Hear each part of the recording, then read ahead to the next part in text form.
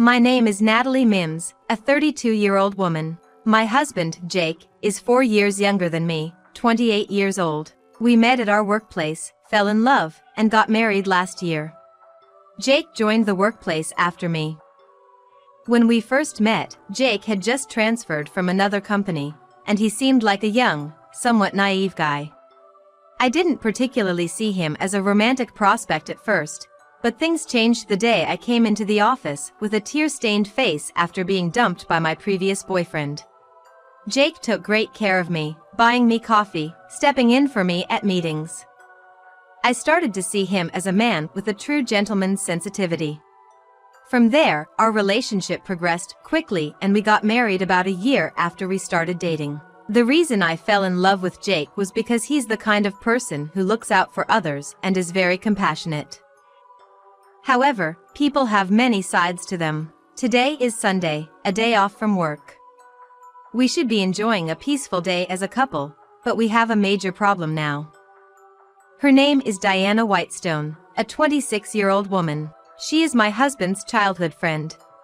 Jake and Diana were next-door neighbors growing up. They were family friends, and frequently visited each other's place since childhood. I suppose this is why Diana often comes to our house. Our house is technically owned by my father-in-law, but Jake and I are the ones paying the mortgage. Perhaps that's why Diana drops by so casually, acting as though it's only natural. Diana is also married and lives near her parents' home. Her husband often comes home late from work, which leads to Diana visiting us about twice a week. Today is Sunday, so I'd assume Diana's husband would be off work, but here she is at our place anyway. I wonder if she feels like Jake was stolen from her by me. She frequently brings up stories from when Jake was a child in front of me. Do you remember that trip we took during middle school summer vacation, Jake? I recently found the bracelet we bought as souvenirs in my room. Oh. The one we bought at the souvenir shop, right? You were so fond of it, and wore it all the time, even to school although they weren't allowed at school. The story is about a family trip from their childhood, but she seems to show off the world they shared, full of memories. While Diana discusses these stories with an innocent face, she intentionally avoids eye contact with me when doing so. She often recalls the past, their common teachers in elementary school, stories of playing together at the local park, how Jake taught her basketball. It's as if she's claiming that she knows Jake best. I did ask Jake about it. Don't you think Diana visits too often, Jake? I'd worry if I were her husband. Nah, Diana's always been like this. She used to frequently come to my parents' place, too. There was even a period when she was there every day. Don't worry about it. He told me not to worry, and I couldn't say anything more, but I can't help but worry. Jake is also part of the problem. He always prioritizes Diana. One day, when Diana casually dropped by again, she noticed some cosmetics I had left in the bathroom. It was a brand new toner that cost more than $100. I had just bought it after my bonus was paid out. I'd been intrigued by its good reviews but had hesitated to buy it because it was a bit pricey. I had only used it for 2 days. And Diana noticed that toner. She asked Jake from the bathroom. Jake, can I have this toner that's sitting here? Toner? Sure, take as much as you want. Yay! I'm taking it, then. This is not a joke. I had restrained myself from buying it and had just managed to get it, but now Diana was taking it. Unbelievable. I complained to Jake in a whisper, so Diana couldn't hear. Why are you letting Diana take my toner without asking me? Come on, it's just a toner. It's no problem, right? That toner is from a high-end brand and cost more than $100. I just got it. Well, then it's even better to give it to Diana. What does that mean? I said, and Diana approached us. What are you whispering about? It's nothing. Right, Natalie? That's where the conversation ended. I was so upset that I couldn't calm down.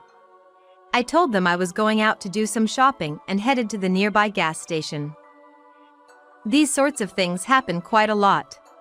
Last month, on my birthday, we had plans to go out for dinner. However, on that very day, as we were about to leave, Diana came over. To my astonishment, Jake casually invited Diana, asking her, "Do you want to come along with us, Diana? It's my birthday." Why was Diana coming with us? Why can't it be just the two of us? Moreover, he even asked Diana, "What do you want to eat, Diana? Pick whatever you like," without ever asking me, the supposed star of the day, what I wanted to eat. Diana wanted some pizza, and that's what we ended up having. And just like that, my birthday was over. I thought this was terrible and wanted to cry a little, but I couldn't complain to him in front of Diana, so I persevered. Once Diana had left that day, I tried to complain to Jake. "I have something to discuss with you." "A talk? Can we do it later? I'm going to bed." He brushed me off and headed towards the bedroom. "What? Wait. Listen to me. Today is my birthday. Why did we have to take Diana along with us? And why did you let her decide what to have for dinner?" "Well, it just happened that Diana came over on your birthday." "Did it bother you that much?" "Yes, it's strange. Who takes a female childhood friend along on his wife's birthday dinner? When you married me, you knew you were also accepting my relationship with my childhood friend, Diana. We grew up together, and we're like family to each other. I'm going to bed now." I felt like I was being tricked somehow, but it seemed like he genuinely saw no problem with having Diana along with us for my birthday dinner. Once again, I was left frustrated. Jake and I had planned a vacation to the Bahamas during the summer break. We live in downtown Atlanta, and the Bahamas is less than 3 hours flight away. It was a great destination for us, since we couldn't secure any long holiday. We had been saving some money for this summer trip. I was really looking forward to our trip. "Hey, how about trying diving in the Bahamas?" After watching a documentary about diving on Netflix, he got interested in going to the Bahamas and started looking more into it. Apparently, there are beautiful diving spots in the Bahamas. I also watched the documentary with him and was captivated by the quiet and beautiful underwater world, uttering, "Wow, so beautiful," many times. I was secretly delighted, thinking that Jake might remember my reaction. Going on a dive in the Bahamas with him, I was even more excited about our trip. Exactly 1 month before the trip, Diana got divorced. As usual, she came to our place and started talking about her divorce. My husband said he wanted a divorce and just left. He's 10 years older than me, but he's like a spoiled boy or something. I don't know if he thinks it's okay as long as he works, but he said he might not be able to come home today, so I stayed at my friend's house. He then made a fuss, saying I was having an affair, and that's why we're divorcing. I thought he was a good husband for you, Diana. He's very mature. Yeah, he was mature. But he was also incredibly boring. Well, if that's the case, it's better you parted ways. Hey, Jake, will you celebrate my birthday for me? I was planning to go on a trip with my husband if I hadn't divorced, but now I have no plans. Diana's divorced? I had a bad feeling about that. Unfortunately, my hunch was right. We're canceling our trip. We're going to celebrate Diana's birthday instead. Jake came back from his parents' house and said that all of a sudden in late July. Hearing that, I felt resigned as I saw this coming. His feelings were no longer with me. So, I replied with a smile. Go ahead, have a good time. I had asked Jake several times about his relationship with Diana. They were just too close to be just childhood friends. Watching how close they were, I directly asked him once, "Are you dating Diana?" In response to that, he replied, "Diana and I are just childhood friends. We have nothing to hide." He often prioritizes Diana, and when I speak against it, he always dismisses me. However, I noticed that there seemed to be some secret between them when they exchanged glances when they thought I wasn't looking. It was my husband, so I was conflicted for a while, but I decided to hire a detective to investigate possible infidelity. And the results of that investigation reached me yesterday. The result was affirmative. Jake and Diana were having an affair. The day after he said that our trip was cancelled, I called in sick at work and went home early. With the documents from the infidelity investigation in hand, I went to talk to both my in-laws and Diana's parents. Honestly, I was very scared of what they might say. Would they calmly acknowledge the wrongdoings of their son and daughter? Or would they emotionally blame me, making the situation even worse? But I had the infidelity investigation results as undeniable evidence. I clenched the envelope containing the documents tightly. As I explained the sequence of events, both my in-laws and Diana's parents were shocked. After a moment of silence, my father-in-law said, "I am so sorry, Natalie. Our son has done something terrible." First, my father-in-law apologized to me. "What on earth is he thinking? I am truly sorry, Natalie. We have caused you so much trouble. Diana. She's now having an affair with Jake after getting a divorce because of her affair. What on earth is she thinking? Honey, you have to knock some sense into her. You've always been too lenient with Diana." I was relieved. Both sets of parents were reasonable people. I was glad I had the courage to go and talk to them. They were very angry that their son and daughter had been involved in such an affair. "We raised them together like siblings, but we never intended for them to have such an inappropriate relationship," my father-in-law said adamantly.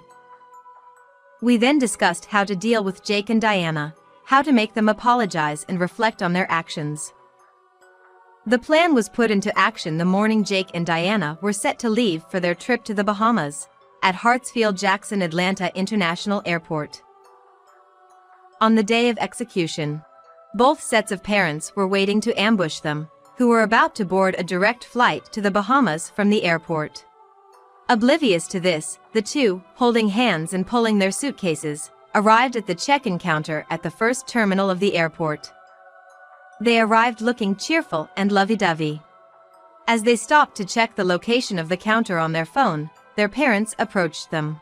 "Jake, what's the meaning of this? Dad, why are you here? I asked you first.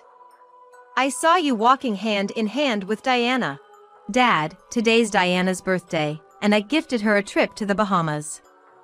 We're heading there now." "The trip is cancelled." "Jake, it's clear that you're having an affair with Diana." "That's not true." "Who even told you that?" "It must be Natalie." "Don't believe what Natalie says."